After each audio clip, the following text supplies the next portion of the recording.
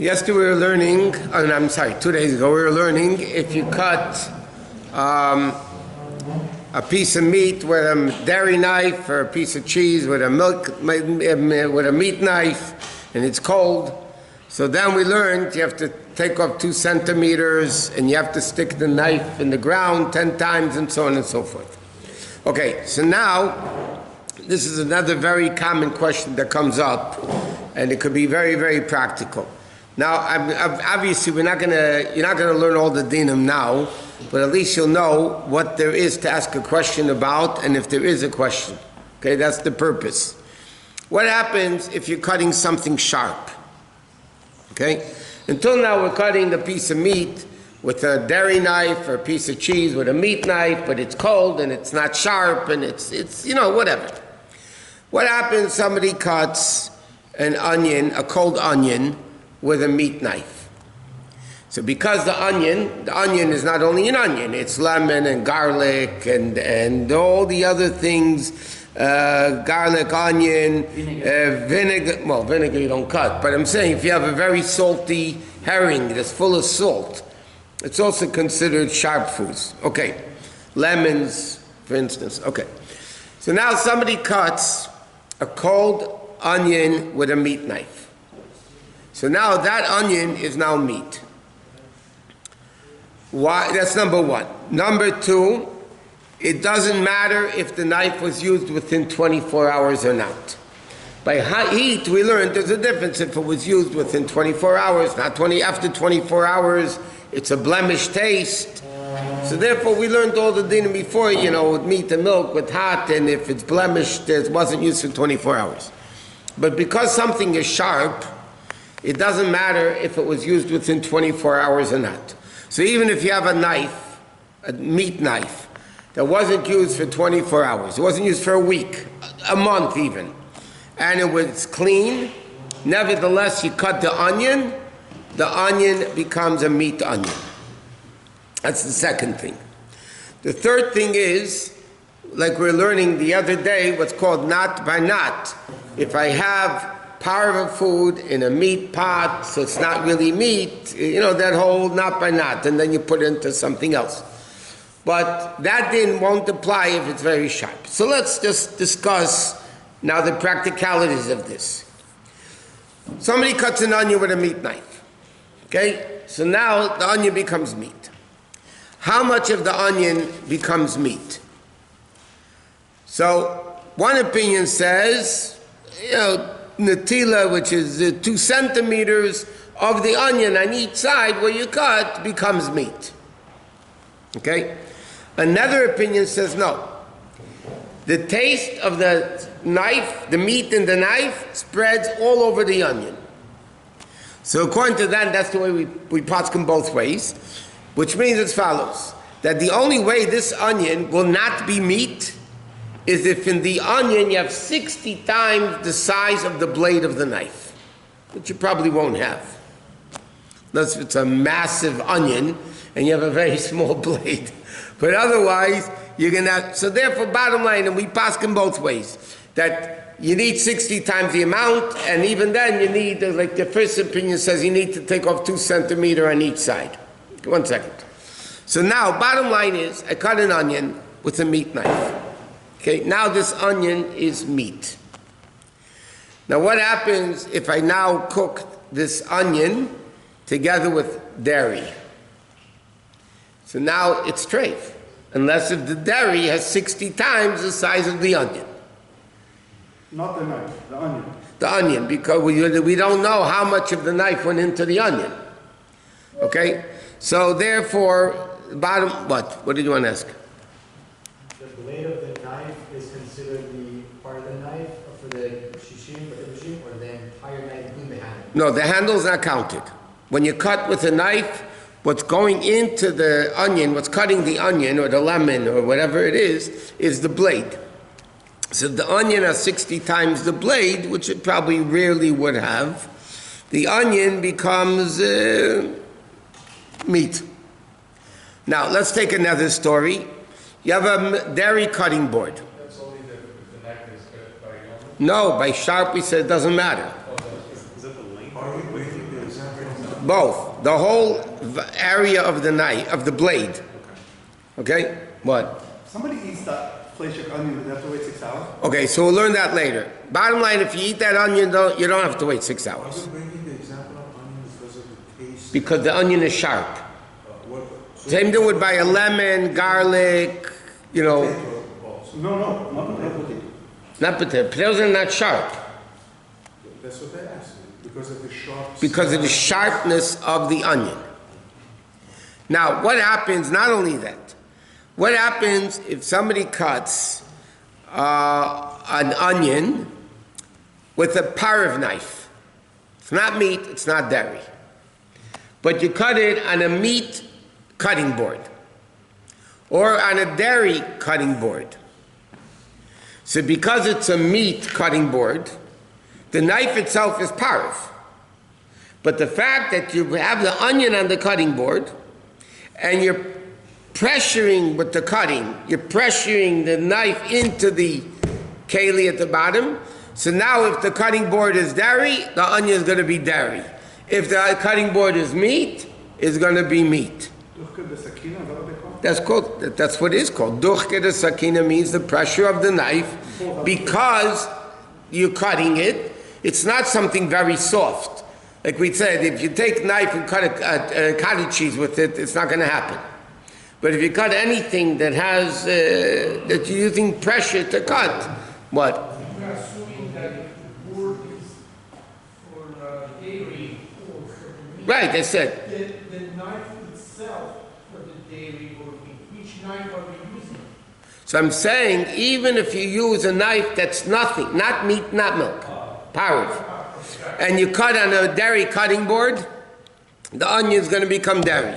You're going to cut, one second, then you're going to cut, or if you cut it on the, now what happens if you take a dairy, a meat knife on a dairy cutting board? You're going to take a meat knife on a dairy cutting board and you're going to cut the onion. So now you have pressure from the meat and pressure of the milk, so this onion is now treif. No, they cancel each other out. No, I'm thinking. Slip up. They cancel each other out, and because they cancel each other, they're all treif, including you. What? No, the whole onion is treif. Okay, so you have, because it's a whole onion on a cutting board, and then you put, so now we have another question. What happens, and these are practical stuff, by the way. Somebody cut an onion, let's say they cut half an onion, okay, with a meat knife. Then you put the onion away, even with the top on it, that it shouldn't be an onion left overnight. So you put the onion away. Somebody, now according to one opinion, we said you have to take off 2 centimeters. But la halacha, we say the whole onion is now meat. Now somebody went ahead by mistake, didn't know that, and they cut the rest of the onion with a dairy knife. Oi. So then the din is, oi, the onion's treif. Plus, the knife needs to be koshered, sticking in it ground 10 times, hard ground, because again, the knife now it's a dairy knife cutting a meat onion. So again, one second. So again, there's going to be a problem.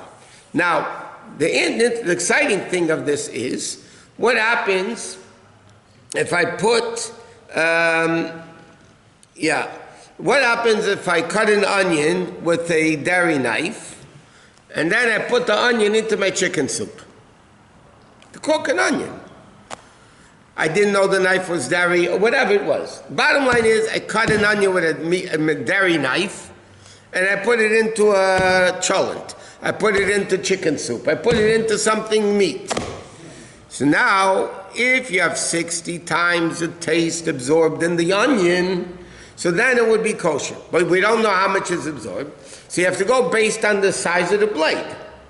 Right? If this blade is, if you have in the chicken soup 60 times the size of the blade that cut the onion, so then it's going to be okay. But by the way, if you chop up the onion, then you're going to need 60 times each cut. Yes, so you're going to have a big problem. What happens a lot, and by the way, this is happens very often. cut an onion with a meat knife and they put it away, and they instead of labeling it meat, they don't, because they don't think the kids or the husband or the maid or whoever is going to get into it, or the wife forgets later which one she used, she didn't know, she remember, whatever. So in all these cases you have an issue because the food could become treif. Now what happens if somebody cuts a knife with cuts an onion with a meat knife, and now they put it into the blender, a power blender. Okay, so now you have a meat onion, right? And now you're cutting it with a blender, which is again knife. Blenders, but now so the question is, does the blender become meat, or doesn't it become meat? So some poskin they bring down. I mean, the bottom line is many people are makel that the onion, the blender does not become meat. So you know, like one step, when you put the onion that was cut with the dairy knife, you put it in the chicken soup, what happens? If you cut an onion with a dairy knife and you put it into chicken soup, so if in the chicken soup is 60 times the size of the blade that cut the onion, then the chicken soup would be kosher. By the way, the onion you have to take out. So the whole pot, the whole pot. If the whole pot would have 60 times the size of, that's possible. If you have a big chicken soup, okay, you have a 6-quart chicken soup, right? And you put an onion in there, it was cut only in half, let's say, it wasn't chopped up. So then it's possible you'll have 60 times. But the onion you still have to take out. The onion still remains treif. What? So you said we'll have them both ways, so you only need 60 times of the entire onion? And that means there's no halal soup? You have 60, no, because you're cooking it now. 1 second, you're right, I'm sorry. If the onion was cut according to those opinions that say the whole onion becomes meat, yeah, then you need 60 times, correct? Of the onion. Of the onion. Rabbi, if you have a carved knife and an onion and a board which is dairy, you cut it, what's the status of that knife now? Okay, the status of the knife is you really should kasher it in the ground 10 times. It becomes dairy. Because dairy. But if you only use it... You don't have to kasher it, by the way. It becomes dairy. Now what happens if you want to use it back for parv?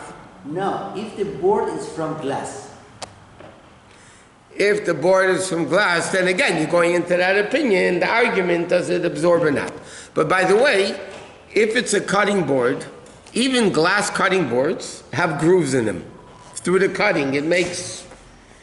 Now you have, let's say it's a dairy cutting board. In those grooves, you're going to have the cheese that you cut. So now you're not talking about absorption that glass doesn't absorb. Now it's worse, because now you have maybe pieces of cheese in there and things like that. So again, people should be careful. Therefore it says in halacha, people should always have parv knives with a parv cutting board. You want to cut an onion or lemon or garlic or something sharp, you always use all parv. Then you don't have issues. You put in milchik and fleishik and you know. What? So you took a hard knife and cut on a milky cutting board, and that knife is not going to come out. What? Hard knife cutting the onion on a milky cutting board, then it's going to become milky. Yeah. Because duchit of sakina. So you're cutting an onion that became milchik through the pressure. So,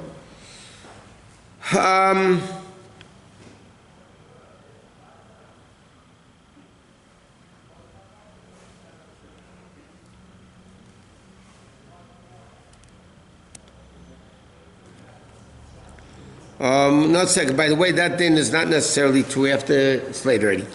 We'll to be continued. That din, if you cut an onion and then you put it into a soup, it's not so simple.